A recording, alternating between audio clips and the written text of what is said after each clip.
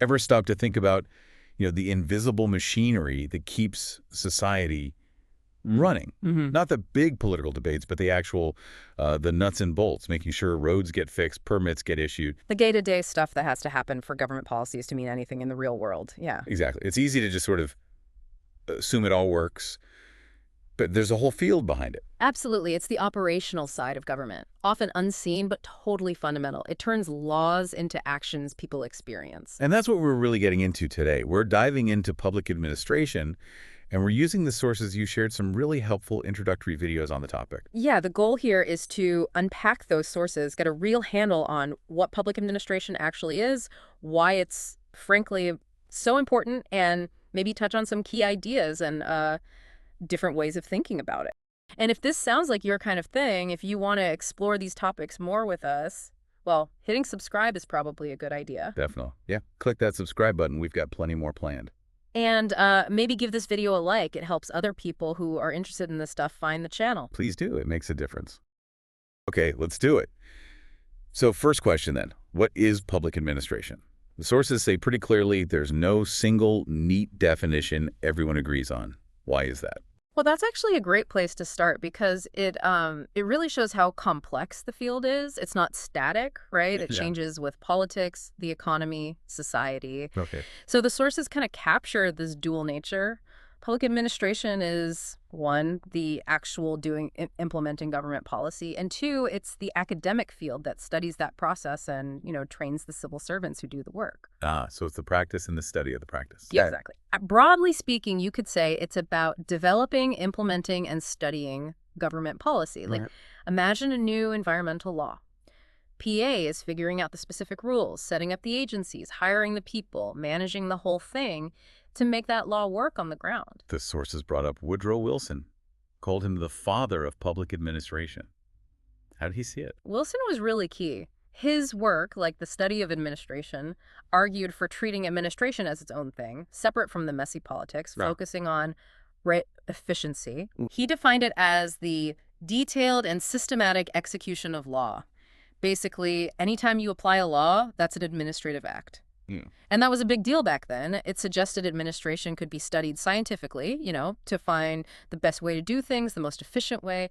He even helped set up the first professional school for it at Harvard. Interesting. So even then, the focus was on making government work effectively, systematically. Right. Now, the sources also mentioned this kind of split.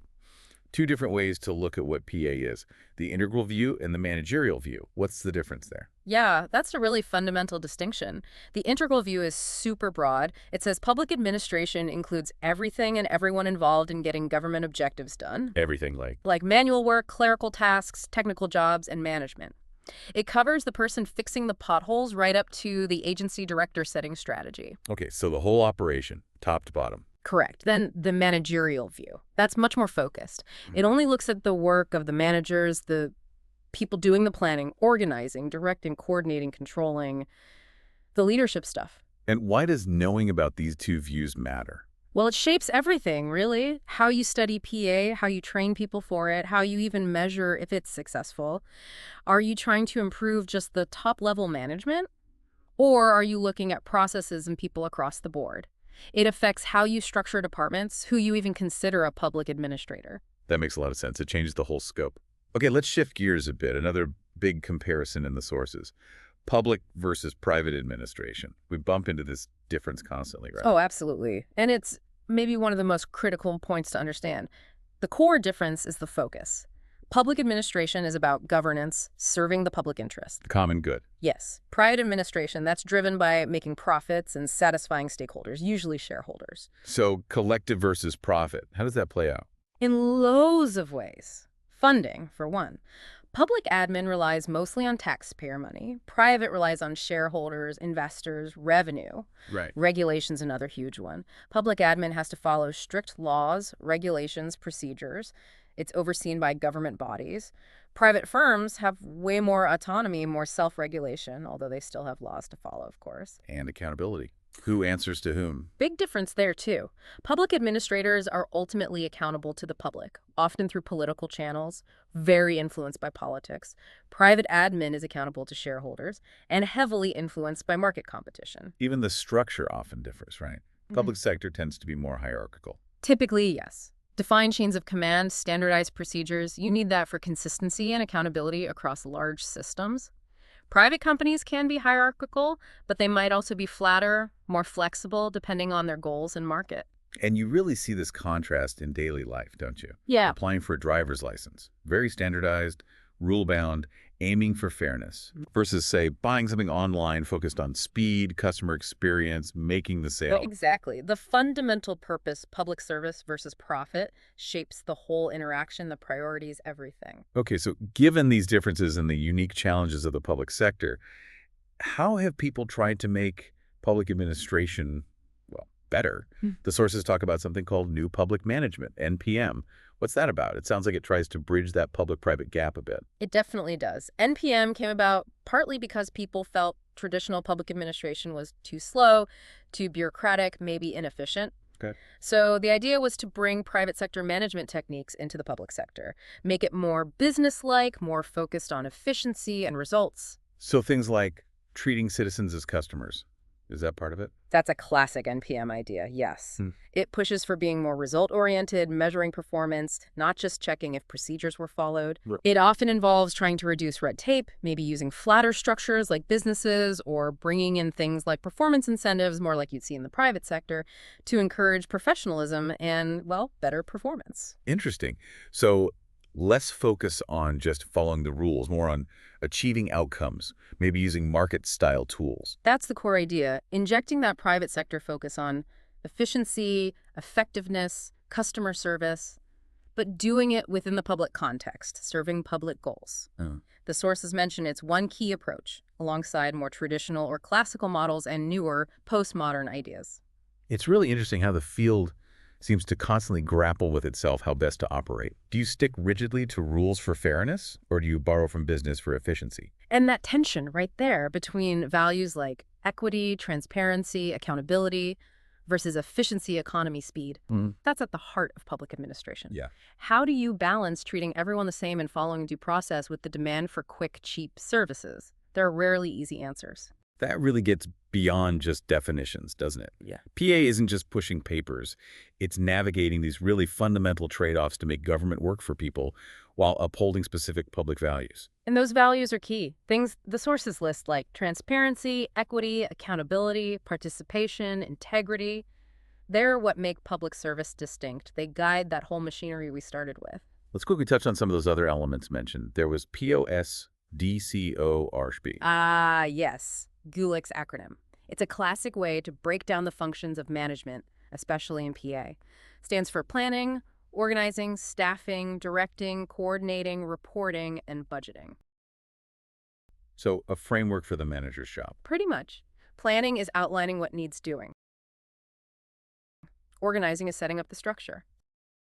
Staffing is personnel hiring, training.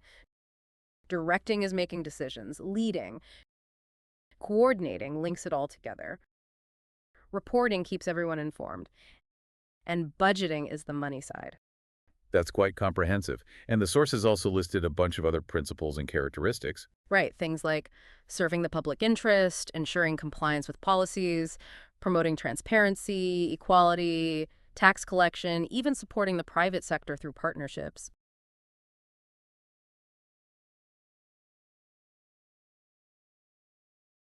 And other core functions like actual policy making, controlling operations, managing resources, setting procedures. It paints a picture of a really wide-ranging role. Definitely. The sources also briefly mentioned its history, going way back. Yeah, rudimentary forms existed in antiquity, rulers appointing people for public tasks. But as a formal discipline of study, it really kicks off more around Wilson's time, late 19th, early 20th century. And it evolved. The sources mentioned stages. Right, 5 stages showing how thinking changed. the early politics administration split idea, then a focus on finding universal principles, then challenges to those principles, a bit of an identity crisis, and finally a greater focus on the public policy perspective, how administration shapes and is shaped by policy. And just to include it, they mentioned the basic structure of the state, too. Yes, the three branches: executive, legislative, and judiciary. Public administration primarily falls under the executive branch, the implementing arm, but it interacts heavily with the others. Okay, wow. This has been a really insightful deep dive. It's clear public administration is so much more than bureaucracy. It's this complex, dynamic field trying to figure out how to translate government intentions into reality for all of us. Exactly. We've looked at what it is, how it differs crucially from the private sector, frameworks like POSDCORB, approaches like NPM trying to improve it, and the core values that guide it. It really is where the rubber meets the road for government policy. Understanding it helps you see how those big decisions actually affect your daily life through the services and systems around you. It's the crucial link. Absolutely. So maybe something for you, the listener, to think about. Considering those different views, the broad integral one versus the focused managerial one, and approaches like new public management, bringing in business ideas, how might these different philosophies actually shape the public services you use? How do they affect the efficiency, the fairness, the overall experience you have in your own community? Where do you see these ideas playing out? Definitely something to ponder. If you're new here, this is basically a quick introduction to what this channel is all about. Right. We dive into public administration quite a bit. That's the foundational stuff. Yeah, the principles behind how governments are set up, how they should ideally operate. It's more than just rules, it's the thinking behind it. And flowing from that is public management. So our goal here is just to shed some light on it, unpack the complexities, why it matters. And maybe ask some interesting questions along the way, like how do you keep such a huge system accountable?